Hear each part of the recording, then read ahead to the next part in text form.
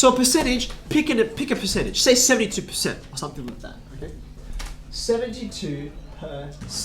Okay, you guys remember what percent actually means? It's an abbreviation. Out of 100. Out of 100, exactly right.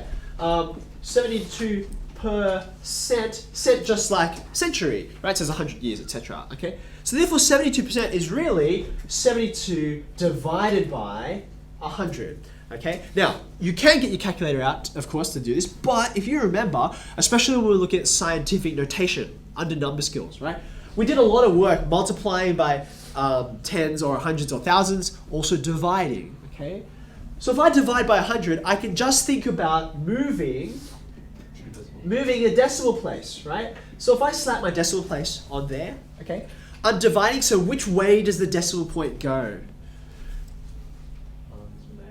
If it went to the right, for example, 720, it would make the number bigger. I don't want to make it bigger. So left is correct, okay? So I'm going to the left because of division. I might jot that down. Left. Okay.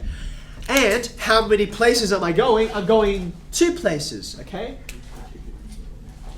Because there are 2 zeros.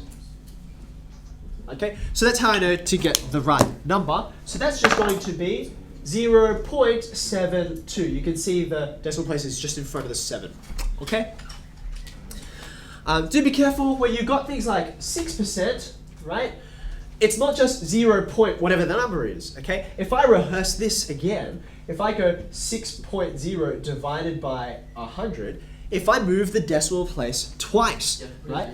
Yeah, so it moves once before the 6, but then it moves again. So I have to add a 0 in. So 6% is 0.06.